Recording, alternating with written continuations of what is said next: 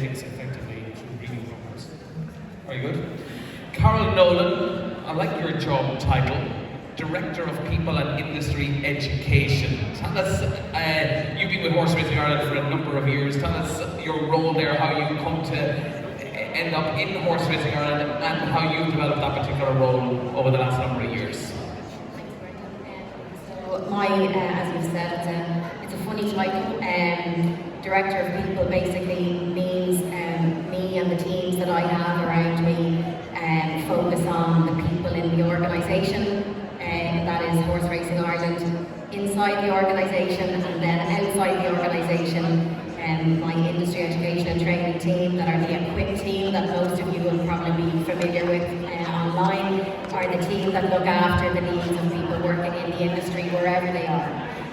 So the role is quite broad, and ultimately I have 5 teams at the moment that are working on the agenda in various different areas, but all very passionate about attracting people into the industry in Ireland, retaining people who already work in the industry, and developing people who want to do a little bit more than what they currently do in this great industry that we all work in. My role has evolved with the support of the leadership team and Horse Racing Ireland over the last number of years, mainly to make sure we can do more. Essentially, we know that there are a wide number of people who know about our industry in Ireland, and that's terrific for all of us to be part of. But unfortunately, there are more and more people who know very little about this industry, and our roles are becoming even more important as Ireland changes and grows and becomes more diverse as a population, in helping people understand wherever they might be, wherever they might live, wherever they might come from originally, that our industry offers them a very viable career, and it offers their families an enormous opportunity to work over the course of their whole lives, to change their careers potentially 3, 4, 5 times in the same industry, which is a very unique offering.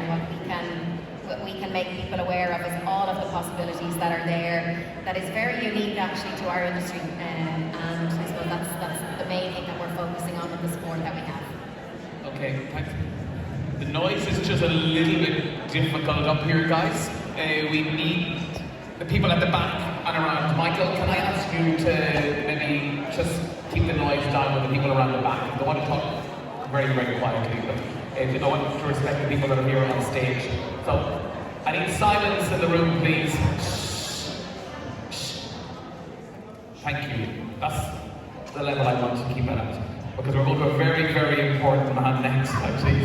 I'm 22 years with the Irish field, and I was only into the job a couple of months, and I went to chair another conference called for the ITB and the Next Generation, and one of that panel member was Joey Cullen.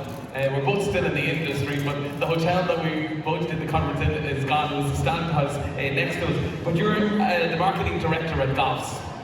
That sounds like a nice big job. Tell us how you ended up there.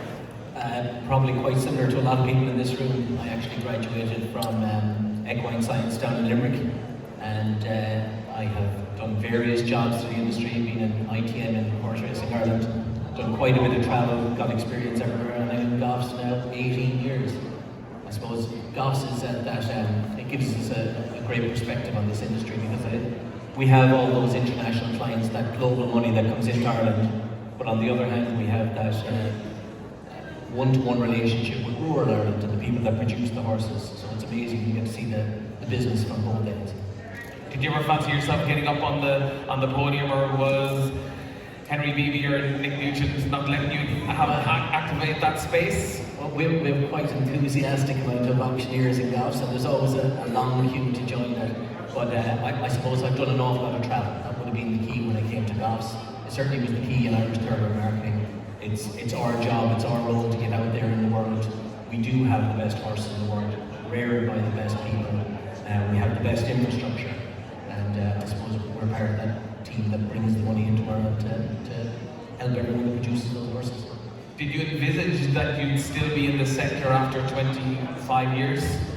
Yeah, I'm afraid I was this is where I wanted to be. And the great thing about this business, we see a lot more of it. We need a lot of hands-on people in this business, but we need people that are good at strategy. We need people that are social media. You know, there's so many roles in this business, and it's amazing. If you're in a business where you have that enthusiasm for it, that this is your passion, there's lots of jobs for you in finance the whole way through. It's a great industry like that. Sharon O'Regan, CEO of Weatherby's Ireland Limited. That is a huge organisation, one that you've been in for quite a while, and one that you've worked your way up to the very top of the ladder there as well. Tell us about your role in the company and what you started off and where you are now. I work for Weatherby's. We are the administration for breeding and racing. I started back 25 years plus that. And I've been extremely lucky in my role. I didn't come into it from a racing and breeding background. It was a very unconventional entry into the sport and into the sector. And I have to say, 28 years later, it's a wonderful industry to work in. It's got fantastic opportunities. There's so many different aspects to the industry that you can get involved in, whether that is science, whether that is education, technology now is a huge draw for the younger generation. AI and what's happening there around welfare. I mean, we're extremely lucky. It's such a diverse industry that I think that there's a lot of opportunity for people these days. You do more than just the equine side. Bovine is a huge part. It's a huge part of what we do. I mean, it was great this morning to listen to the ministers and across, County Kildare and everything that's put in around the agricultural sector. But that's just not, from an equine perspective. We do a lot of bovine, canine genetic testing. We have a laboratory-based business here in Kildare, and it employs, over 100 people. Very good. It's an interesting job. There's never 2 days the same. Weatherby's is a wonderful business to work for. It's a family-owned business. It was lovely to hear all about the heritage and the culture about the horse this morning. Weatherby's are the oldest, probably generational family-run business in the sport, and across that, I suppose we are the founder of the thoroughbred breed, really, and with that comes a huge amount of opportunity when you talk about career and progression, and I'm very lucky to be a part of a business that's been able to provide me with that over the last few years. Have you a monopoly in the whole sector?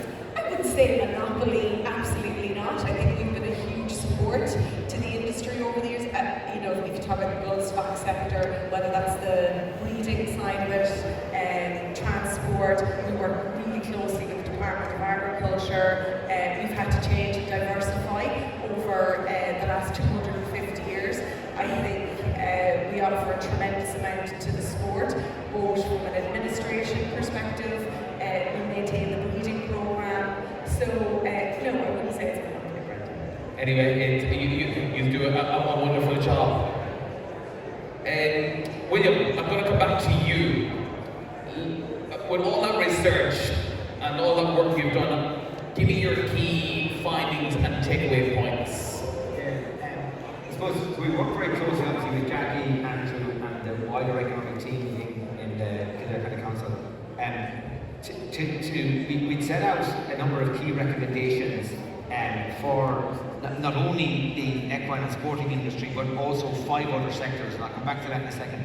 But to get to those recommendations, we obviously had to do a deep dive of data and understand where and how the whole economic sector within Kildare can go. And also, stakeholder engagement was massive. We did massive types of stakeholder engagement, everything from face-to-face interviews, online surveys, roundtable discussions with businesses, and the equine sector was key to that. The 6 sectors we looked at, including equine and sport, were infrastructure and construction, logistics, leisure, ICT, and distribution. And even listening to the panelists earlier in their introductions, all of those, say, 5 sectors, including the equine, are all so much interlinked. So the equine and the horsing industry is so much reliant now, for example, on key infrastructure, be it transport, services, etc. ICT and tech, you mentioned that there, really important. And again, everything around, say, construction, development, so they're all wrapped around each other. So the key kind of recommendations and findings, we put forward kind of 40, say, key action points, but they were all housed in collaboration, education, opportunities, and also skills development and growth, and with infrastructure development key to that. And all of the sectors, including academia, equine, as I mentioned, the construction, ICT, all of those, along with the public sector and Kildare County Council and the government, have a massive role in delivering on those 40 actions. Those actions are not a wish list. We work, as I said, we work very closely with the stakeholders and Kildare to draw them up, and they're absolutely very monitorable and measurable over the duration of the strategy that can be continued on over the next years beyond 2030. So, do you deal with the likes of Horse Sport Ireland as well? Yeah, all of the partners here today and many more as well. There's very open collaborative engagement. I said we had a very kind of formal set of surveys, stakeholder engagement, interviews, etc. But also we have a reach out centre where people want to come in contact with us, ask us, or give insights outside of the kind of formal questions and responses we get. We have that very open and engaged mechanism to really harness that knowledge that is out there in all the sectors, but particularly in the equine. So what was the number one recommendation? I think it's collaboration. I think it's absolutely collaboration and engagement. And again, all of the panelists touched on it as well. The youth in this is absolutely critical. Youth, education, engagement, and like one of the launch of the guide path today is absolutely critical to that. Getting that information out there, that knowledge out there, and as one of the ministers was saying, informing even the parents about the opportunities about education within equine. And the youth and young people of Kildare and the wider nation are key to the industry, to keep that legacy going. Would you say your survey reflects the other 31 counties in the country as well, or not to the same effect? Yeah, I think what we did specifically for the Kildare strategy was we focused very heavily on the existing and opportune sectors within Kildare. So we tailored our engagement and our stakeholder consultation around those, what we call the 6 key sectors. And that's absolutely critical. So we kind of harnessed and focused on those, say, strong sectors within Kildare to bring them on. Obviously there's other sectors around that as well that's supporting, but those 6 key were the really focused ones for Kildare and say the wider region, to really develop and grow and bring to the fore, all very working very collaboratively together. Dennis Dublin, you did a survey within your sector. What was the results of that? Because obviously that was a different one. You fed into this one, but you obviously have your own one. Yeah, last year, towards the tail end of 2024 and into 2025, it was done by a different accountancy company. IFAC Accountants did a piece of research on a national level for us to understand the skills that are required. There's almost if you like, a future skill needs analysis of the entire sector, or a training needs analysis. So within that report, we had a number of very both interesting findings and in some ways some alarming findings. So an alarming finding was that 65% of equine business owners, be it riding schools, yards, they have no identified successor. So this is, Minister Hayden spoke earlier on about farm succession. His path will be worn by the IFA and the farm organisations about farm level succession. But within their sectors, that similar statistic is less than 50%. So it's, we have a bigger problem in the equine sector in terms of no identified successor. And again, I think Minister Hayden touched on that.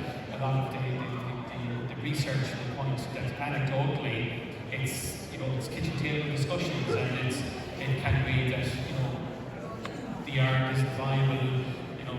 little Johnny or little Mary are being told, you know, go somewhere else, get a career somewhere else, and maybe not looking broader, that you could actually get a qualification outside of the equine industry and actually have a very viable career, you know, as Sharon touched on, within IT, sporting, within veterinary, within a number of other areas, and still be in the equine sector.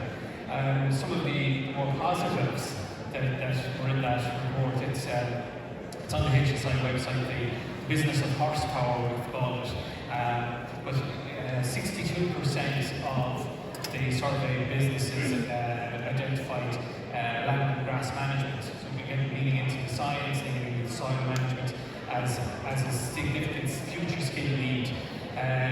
Communications and marketing was 59%, breaking or starting in schooling 61%. I suppose the key skills of horsemanship and grooming were into the 60s, but interestingly for us, things like, as I said, land and grass management will be higher. And is that because we have a lot of new people have come into the sector in the last 15, 20 years? Beforehand, it was all rural based. Everybody had a parent or grandparents had a mare or had a couple of horses at home, part of the farming community. Now there's a lot of new people involved in the sector, whether you go to a horse show or whether you go racing. Total new people in it. They have to be educated somewhere. I think it's a fair comment that there are new people, and again, maybe as the country has gotten wealthier, you know, again, children wanting, you know, getting an interest from riding schools and so on, and then parents deciding, well, we have a few acres, we'll get the pony, you know, and that has led to new people entering without that either farming or equine background. Would you also agree that your sector doesn't get enough plaudits for the job that is done in the whole equine sector in terms of whether it's through the pony club, whether it's through pony jumping, hunter climbing, all of that element, like training people for the sector? I don't necessarily think that it's about getting plaudits, Brendan. I think, you know, as you were asking me that, I reminded of the very positive sentiments when Rachel Blackmore retired, you know, recently, and everybody was making reference to the fact that Rachel started in a pony club, and that wasn't lost throughout her career. So I think there's absolutely no doubt that the affiliate model within Horsepower Ireland, of which we have a broad church of 50 different affiliate organisations, they are making a contribution, they're offering a pipeline, they're offering skills as well, so that again, to use Rachel as the example, somebody can come in, learn to ride, learn the horsemanship and go on and have a career. That doesn't mean that it has to be as a champion jockey. It could be that you get an interest, a passion, a hobby, you have a recreational pursuit, and you're into IT, you're into veterinary, you're into nutrition. There's other roles there. Carl Nolan, just come back to your sector and your role. Like, you have a lot of people who come through, I mean, jockeys, their lifespan, they're retired by they're 30, and you're re-educating them and getting them back into the workforce because they love the sector so much. Is that growing all the time for you and your team? Yeah, I suppose. And there's two ways of looking at that. We know from the experience that we have that most children, certainly in Ireland, who know about us, they know about us because they want to be a jockey. Okay, they have a dream and they want to fulfill that dream. And for us, it's about making sure they get every possible opportunity to be able to do that. And for those that have that as a dream, and we meet them all the time. You know, they're in the racing academy last week, and a junior academy program. They travel to the length and breadth of the country to come along to the days with Anya, O'Connor, and Maxine. And every single child that day was coming in that car with their parent from Donegal or from Kerry to basically fulfill a dream to be a jockey. So we try to put as many supports in place to make sure that that dream stays alive for as long as it can. And we've got fantastic supports in place now for jockeys, and they've evolved over the last 10 years through the Jockey Pathway program. And part of that program is helping young people understand that they have to think broader than the next race, because they don't always get to the next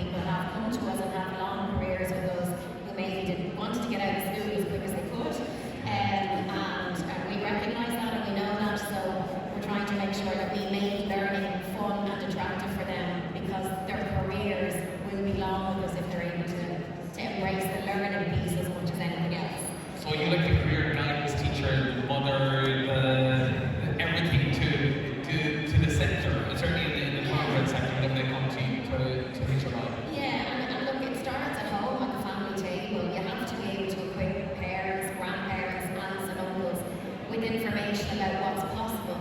And if you think about it, we have people who come into the industry with learning difficulties, who have difficulties in relation to reading and writing. We cater from there to people who are operating in our industry as medics and vets, at the highest level, having achieved the highest level of education and training and stay in our sport. So we talk to parents a lot about what's possible. Somebody's journey is very different at 15 to what it could be at 55.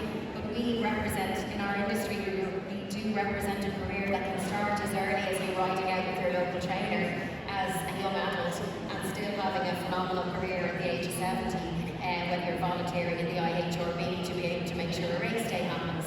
So it's as broad as that, and our job is to make sure for people who are helping young people make big decisions in their lives, that they have as much information about our industry, and we dispel all the myths that might be out there about how accessible it is by giving the information that they can then use and help young people make their career decisions. And that's really important. It hasn't always been there. And our job is to make sure that people know that our industry is open for anyone who would like to start their career with us, even if they know nothing about a horse. So you know nothing, you can still get a job. The system that you guys have in place can actually skill them right up. Absolutely. Okay. So have you got some jobs on offer, or some jobs that you can that are available today? If people over here, they can get them on the boards. There are career boards on our website, and there are a number of my team here. There's a fabulous simulator at the front of the building, capturing everyone's imagination as they come in. Joey was on trying to get on that before. We can facilitate anyone who wants to get on a simulator today. Joey, if we look at golfs or any of the sales companies, whether it's Tattersall's or Bridge, it's a great way for somebody also to get involved in a sector at a very young age. For you guys, you do bid spotters. It's something that if you go to the sales maybe for the first time and you hear the auctioneer is auctioneering, but the bid spotter have a big part to play in that. They recruited about transition year age-wise. How do they get involved, or how do you get involved? Am I too old for that? You might just miss the age gap, but yeah, it's very easy to get involved. We have a lot of people, when they're doing their junior cert. I think we're missing his mic actually. Go They ahead. are, even through junior cert time, we have people already saying that I'm going into transition year next year. I love the opportunity to spot. There's some people who don't want the limelight, but there's lots of other jobs that are there. We have teams that help with the bloods, that help with all the vetting. It's a great opportunity to give young people a taste of what it's like. And I wasn't lucky enough to do it, but it's amazing. We're blessed in golf. You have the biggest trainers from around the world, you have the biggest owners from around the world. They're competing to buy horses, and these spotters get that brief moment where they get to interact with them, take bids off them, get them to sign purchase documents.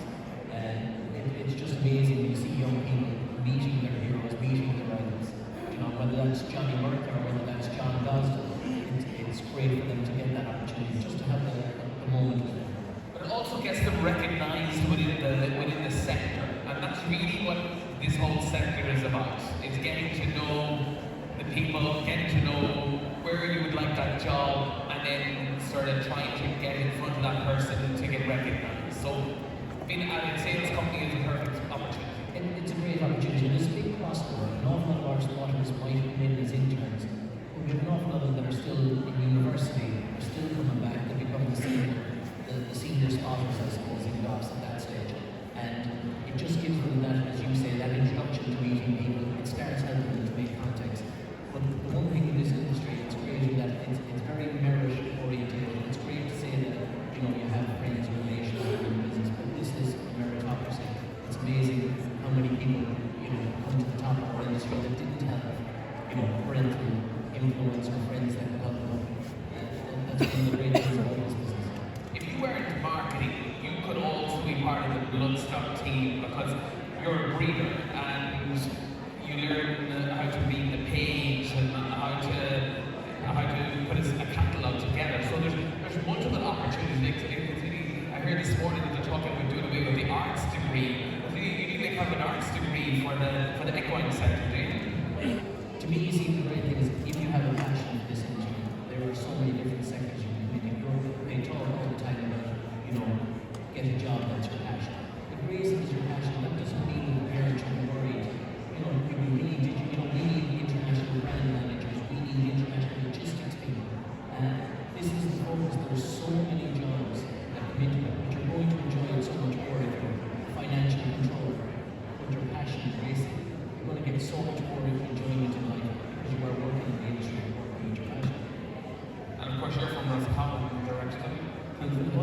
wouldn't be known for having the elite of the elite in the tournament sector, but there's a few of you coming through.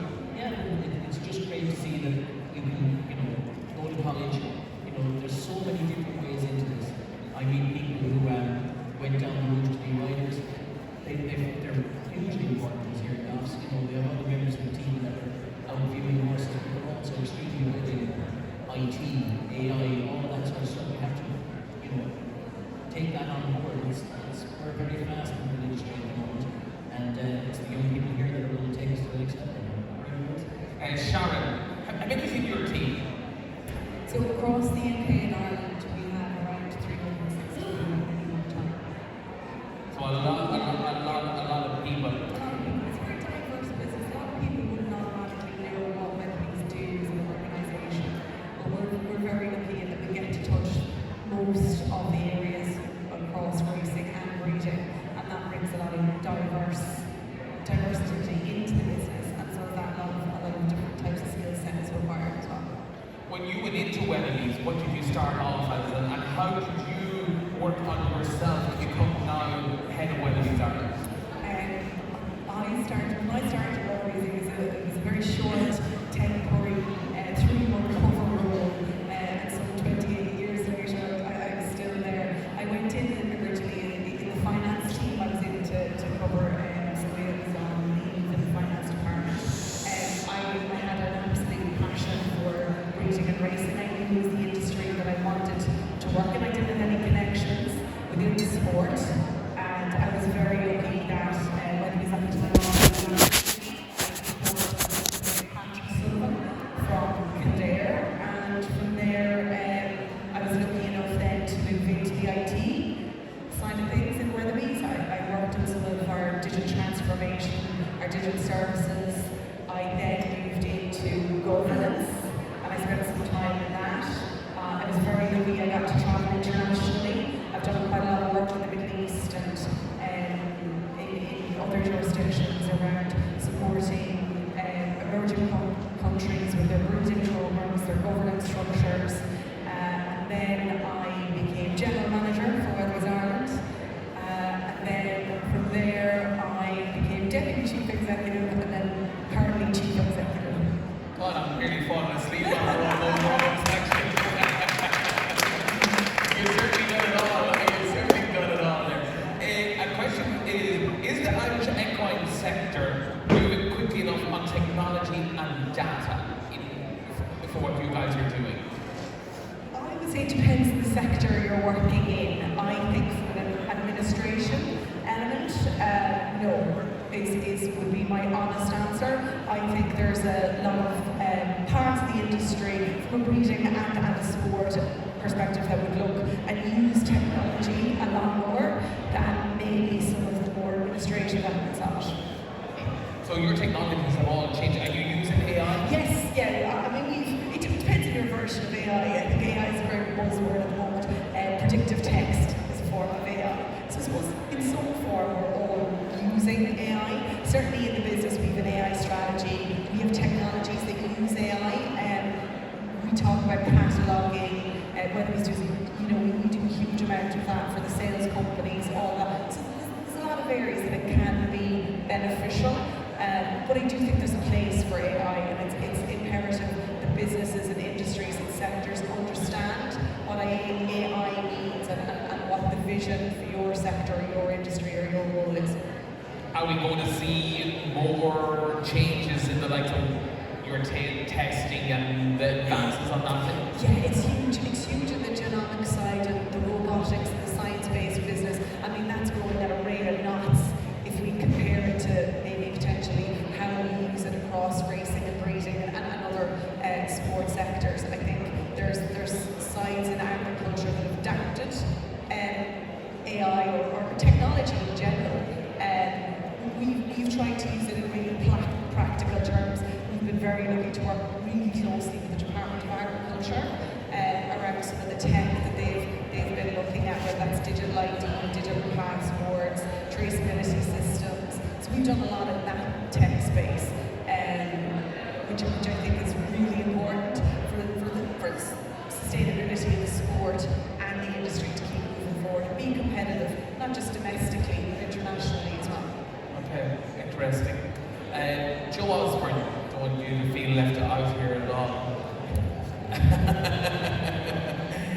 As in, when you are looking at the sector, and certainly through your eyes, say from interviewing over the last couple of days, and the level of an applicant that comes to you looking to be part of the sector, some of them not even involved directly in the sector now, does it really excite you to see some of these coming through and the jobs that they maybe could land into the future? We need to keep the noise down, actually, guys, because it's a bit unfair on everybody up here. And I know people are here to read to hear and listen, and they can't actually hear what's going on. So I really need silence before I go any further. It's the people in the exhibition area over there. Okay. Yeah. I'll have to. Yeah, that'd be great. Actually, Michael and team, can I ask you just to go around and just. No talking while we're in progress, just to be fair to the people who are actually sitting here listening. So we'll just take 1 second before we go with Joe. I mean, it's a bit hard to hear the panel talking up here, so that just tells you the level of noise.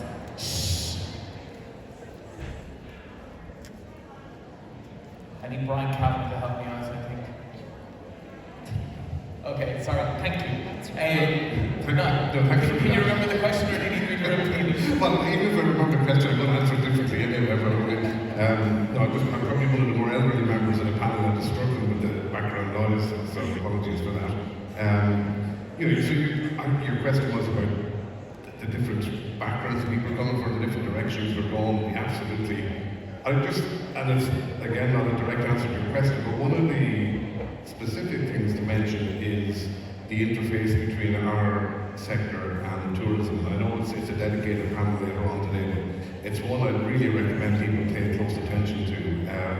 I was in Kentucky in the USA back in November and visited one of the largest farms over there, top 5 in terms of size, stallion business, sales consignment, and incredibly successful. And talking to the owner there, and he said by 2030 he predicts that his #1 source of income will be tourism.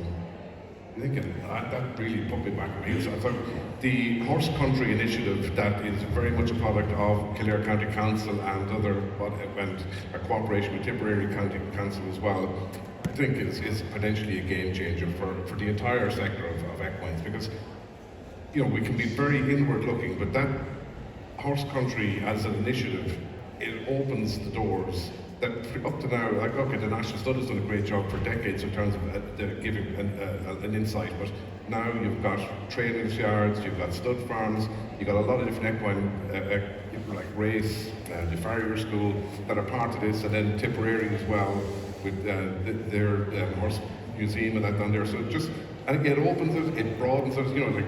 This concept of social license is a huge issue for anything equine related, and by having a tourism focus like that, it opens doors, gives people a better understanding, and who knows what comes with in terms of business, in terms of engaging with the industry, in terms of people who want to go racing and that. So again, sorry for not answering your question, but I just want to just throw that one into the mix there while we're talking. Yeah, but just going back to the question, as in about the future and the opportunities that are there. You think that because some of the people that have come through your hands maybe have been solicitors, have been bankers, have been different. Absolutely, and it just goes to show you, like we've had people in Flagstaff that have a degree in criminology.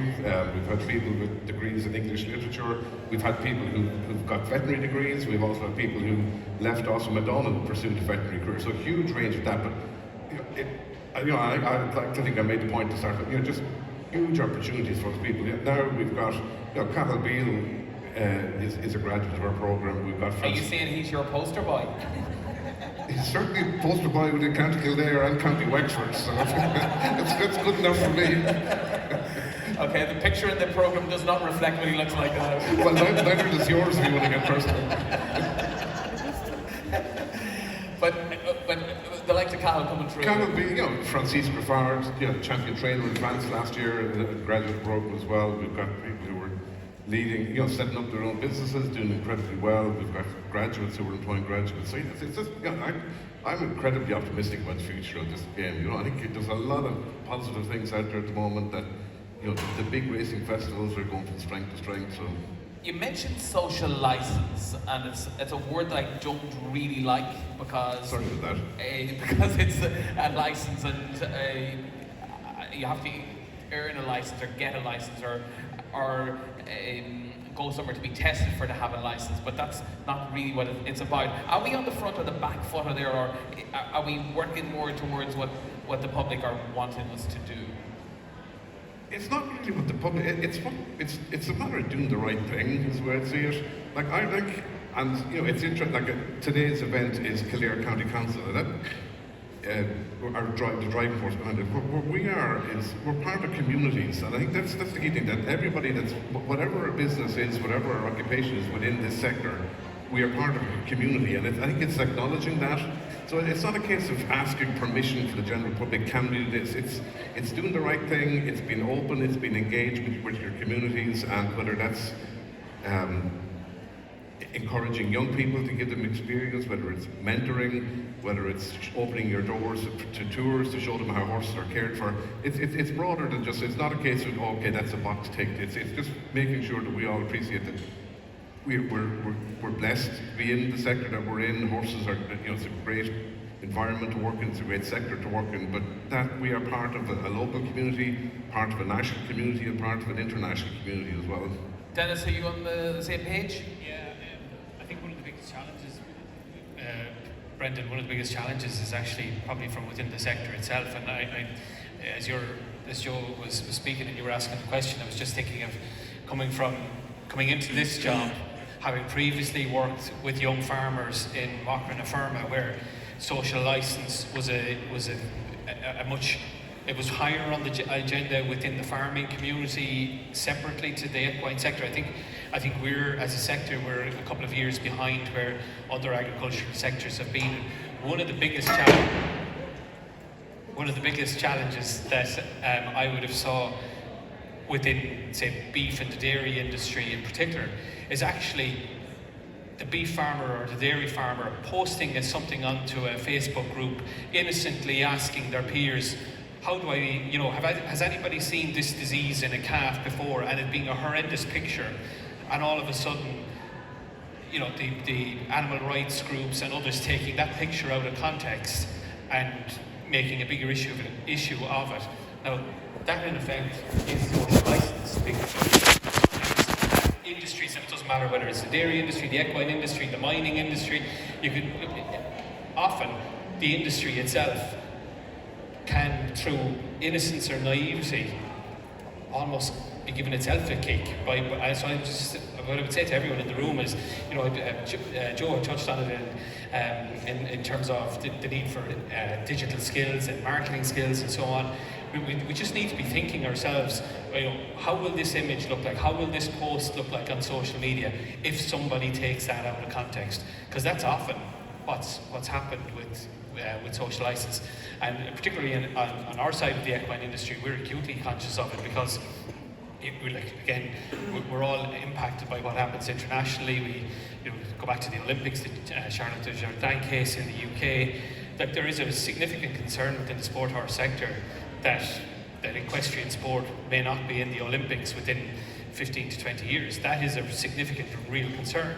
And were that to get legs and become a reality, it would have a detrimental impact on the sport horse breeding sector, because ultimately, again, as several other panel members have mentioned, why do people get involved? They get involved for the passion, the interest. Like breeders, they breed horses that, they may be breeding for a leisure market, they may be breeding for other things, but the dream is always there that I'm going to breed an Olympic horse, even if all you're doing is selling it to neighbours, but the dream is there. And if that is gone, and it is social license that will take it, if that is gone, it is a detrimental impact. So I think it absolutely is on our radar, it's on the radar of our governing body internationally as well. It's one we're all hearing a lot of. Carol, And we're down to our final few minutes here, actually, before we open up to the floor. If anybody has a question or two, before we have a tea and a coffee break and a chat break, we can chat for 15 minutes. Labour and skills shortages are frequently raised. How serious is the risk, do you think? Just to come back in, sorry, on the social licence piece, just to mention, I think for when it comes to young people, they are very honest and upfront about what they expect. They very rarely have an agenda other than the one that they tell you about. And we know from young people that they really care about animals. And for us, the job is to make sure that we help people understand how well we care for our animals. I mean, the irony at times for me and the agenda I have is that in caring for people, most of our problems come from the fact that they care so much about the animal, and that they won't switch off, they don't take time away because they're so, they mind their horse so well, you know. So, but young people tell us that all the time. They want to know more about what we do, how we look after our animals, and it's very much part of our agenda. I suppose the skills shortage is one that gets talked about an awful lot. What I would say to you about that is we're not alone. If you look at the economic data in Ireland, we've been at full employment for a long number of years at this stage. And we probably would say, or anyone who's been working in this industry a long time would say, we've probably never been at full employment. In our sector, there are always jobs, always vacancies. If you look at how often we race, and everything that goes into putting on race meetings, the length and breadth of the country, there are always opportunities. So in terms of the challenges we face is just making sure that we can attract many more people in to work in the industry and whatever that looks like. But we're not unique in labour shortages. It's across the ag sector. You look at anyone who's working in agriculture outside of equine will tell you the same. And a lot of it comes back to a point that Dennis made in relation to succession and people in businesses not thinking about the future as often as they probably could be, and making plans and putting plans in place to make sure there are people coming through that can do more jobs in whatever business that they're in. Sharon, I'm sorry. Carol's point as well. The research that we did last year identified that 76% of equine businesses had difficulty or extreme difficulty in recruitment. But actually the more innovative employers, again the research told us that they were looking at things like subsidised training, accommodation. You know, there was a range of additional perks, if you like, that employers were actually actively doing in order to address that recruitment difficulty. So I think Carol's point is well made. This is an economic-wide issue, and our sector is no different. And particularly when you get into skilled roles that require science, veterinary, IT, you know, those types of roles in a lot of organisations, marketing, communications, all of those skills where you're going to be competing across the entire economy, you need to, employers need to have an attractive offer. William? Just on some of the points that all the panelists made, like we touched on nearly every one of those points about the initiatives that you were talking about, Joe, the skills shortage, and being able to match skills with supply.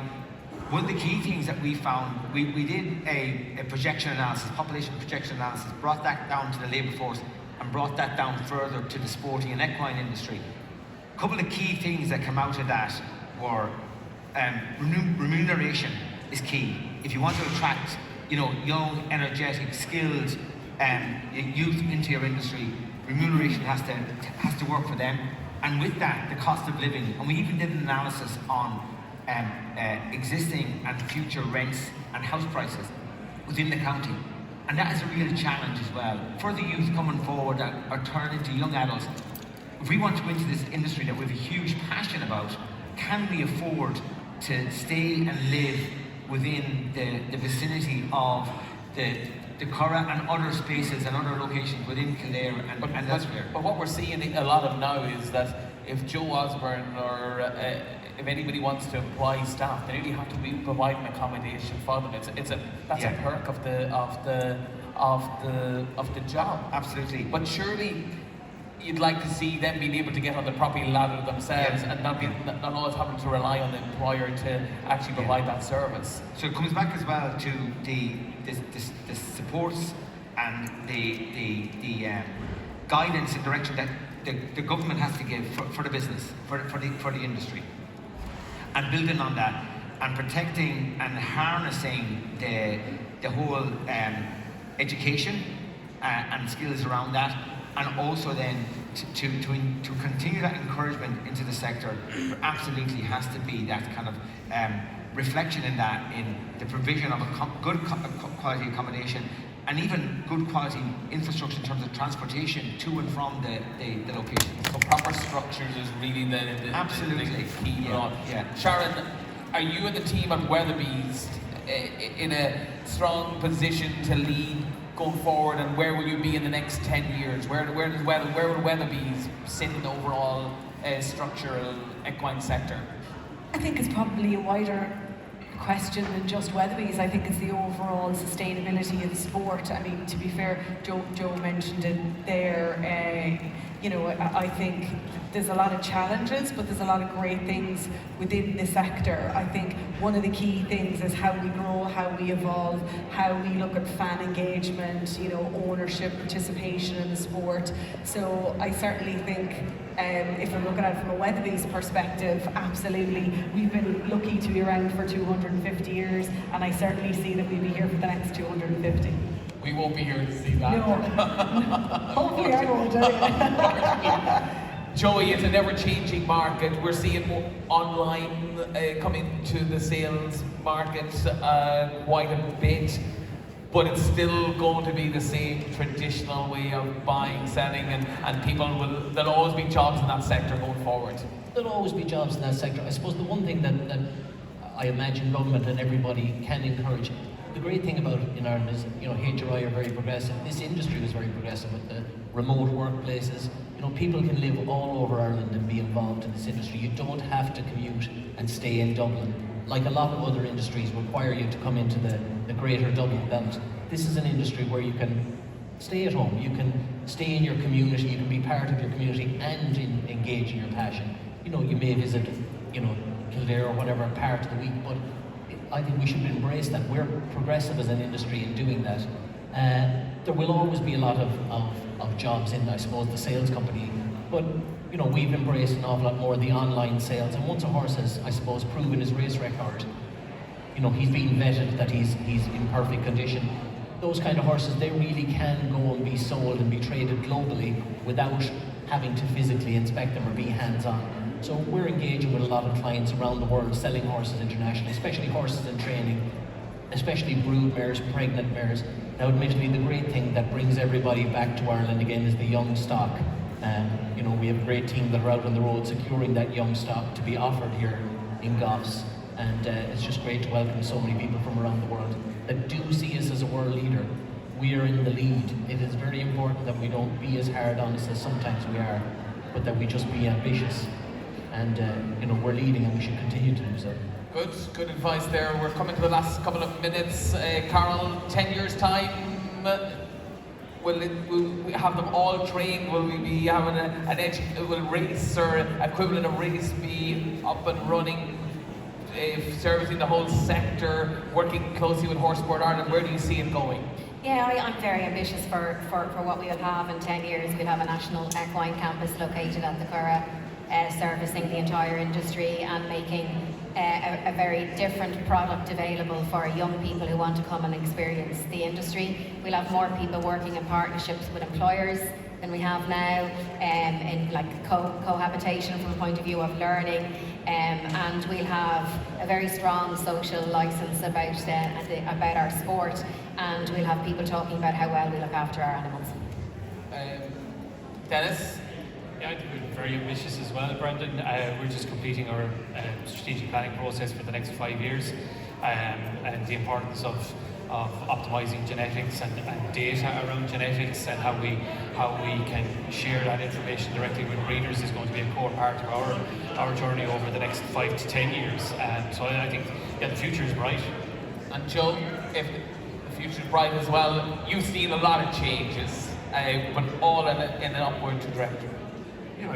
Yeah, absolutely. I think it's, again, it'll be covered later in later panels, well, just the whole use of technology. We're a data-rich sport, and there's huge possibilities there in terms of getting into, whether it's genomics, whether it's using analytical data and that. So yeah, I think lots of options there, and I think a future where, on the thoroughbred side of things, that I think Ireland have been winning the equivalent of Olympic gold medals for decades, and I'd like to think that in the coming years the general public will have a greater appreciation of that, so that the racing heroes get the proper attention that they deserve. You have a great appreciation for education, like every one of your family all love education, you love it as well, and you're now able to pass that on to the next generations as well by what you are doing in Godolphin. Yeah, is that a question? A statement as well, but I would like you to elaborate on it. Yeah, well, actually, just in reference to there's some comments about, and not really to contradict the panelists, but over the last few weeks I've had meetings with the Flying Start trainees who will be graduating in 2 months' time, and just talking to them about some mentorship about career choices and that. Funnily enough, like, remuneration doesn't really come into it. Don't underestimate the importance of value and culture. It's in culture. That's what Are they coming from a matter of means whenever they're going to you, Joe? No, I think there's probably we just taught them well.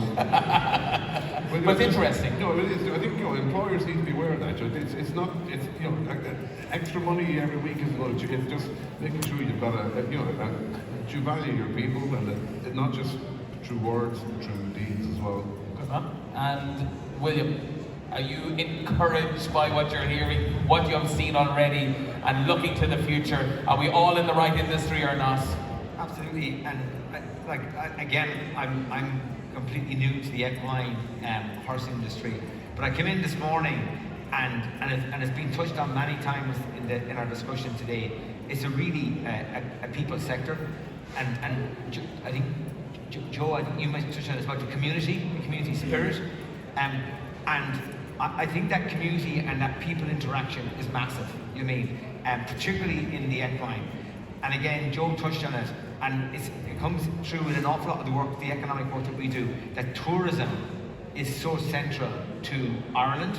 And again, as you were saying about the experience from Kentucky, what that is going to bring to Ireland and to Kildare in terms of linking equine, horsing and tourism is massive. So it's a great opportunity there. Well, Joe's selling some tickets for the tour of Kildangan, and he bought a special price before you leave here this afternoon. A big thank you to our panel, but before we let them go, have we got any questions from the floor? We get a mic to you. You give your name, who you're representing, or what organisation you're with, and who you want to address the question to. Hi, my name is David. I'm representing myself, but also kind of para riders. My question is, how do we make the sport more accessible? And to come away from the charity-based model for people with disabilities to any riding school is accessible. For example, I'm in Dundalk. I live in Dundalk. There are like 5 riding schools around me in half an hour, 40 minutes.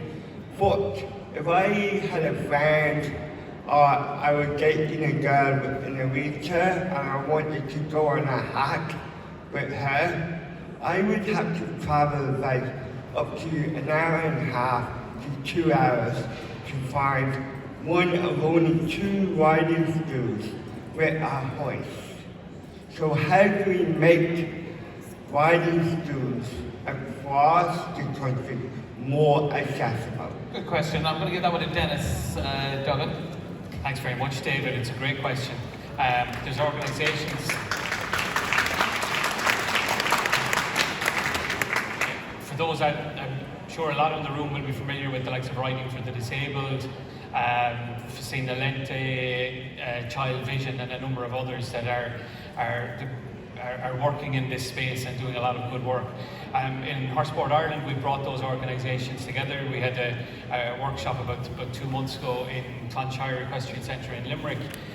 One of the challenges is that there isn't a uniform curriculum, if you like, around equine therapy, riding for the disabled, or indeed access, as you said. I think the other challenge, and this is one that it's broader than Horse Sport Ireland and broader than any of the organisations here on the panel. It's a resourcing issue.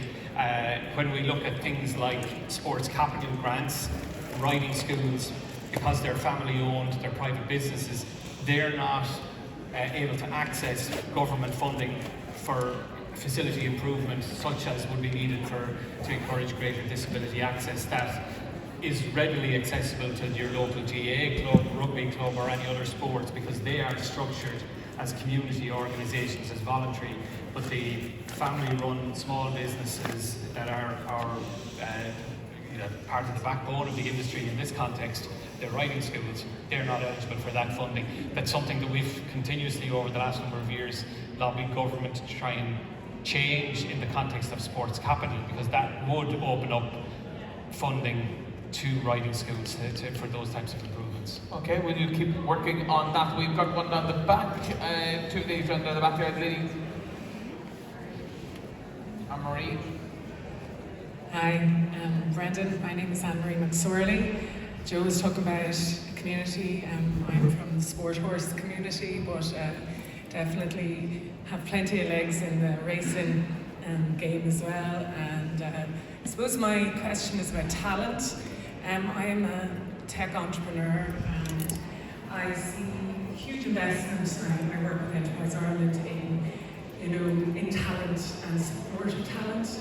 But we export a huge amount of our talent in show jumping, and because there isn't the capital support back here for young talent, they go abroad. And I was in Kentucky last year, and the racing game used to be there, but now the show jumping are all there. So why don't we, as a community, and not just sport horse but across, why do we not have some inward for bringing the talent back to the country, to work together, to get the two communities work together and set up something to support those guys that do well, or even the guys that don't do well. Plenty of them go abroad and then they get to 35 and they've had brilliant careers, but there's nothing for them back here to set up. And I think there's a lot of that inward stuff Enterprise Ireland does for general entrepreneurs or general talent, but we just don't do it in our sport. So I think it's something that should be done. Who would you like to address that to? I suppose Dennis is the Horse Sport Ireland president, knows how many of our young guys are in Europe and in America. So maybe has there been any thought about supporting them to come back into the country and reinvest their success? Great question, Anne-Marie. And Sport Ireland actually have a programme that they've started, which will roll out through us over the next year or two, which is about that's what Sport Ireland refer to it as the athlete transition. So it's supporting athletes as they move out of active competition, and I think that's probably where something that you've touched on would fit in the context of Horse Sport Ireland. How can we support those athletes that are moving out of active competition in the US or around Europe to move back home? That's probably where that will fit. So I think we'll see some movement in the next year or two, because the funding has been made available to do something in that space. But yeah, you are right. Like at one level, we're hugely proud, and it's a great resource to have so many athletes overseas. They get great exposure, they get networks, they can get on their feet, and they make us very competitive internationally on the global scene. But then when they want to come home, some of the supports that are available to others, as you said, through Enterprise Ireland, they're not available. That's just, again, down to government funding rules. They're not available to them. Okay, I'm running over time, and I want to take one more question. Actually, I'm going to go down here. Gentlemen. I'll be shocked. Go ahead. My name is Jackson. I'm currently in the Irish National Stand, just not far from here. My question is probably directed towards Joey or anyone, but open anyone on the panel. Every time I seem to open my phone, AI is going to take all their jobs in the next 10, 15 years. I know it's a bit of a buzzword. But Joey, where do you see the selection process in young horses going in the next sort of 5 to 10 years around Well, I'm on a social media no reading week, so but it is quite funny. If you did read my WhatsApp in the last 2 days, I've sent 2 different articles into WhatsApp groups on that, you know, the world is ending, AI is there.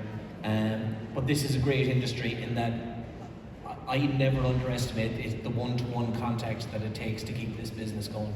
Goffs are lucky enough that we have agents across the world, you know, that help bring clients into Ireland. I don't think we'll be able to trust AI to get into the muddy fields all across Ireland at the moment to select the next crop of Arkle horses. This is a business like that there are so many opportunities in.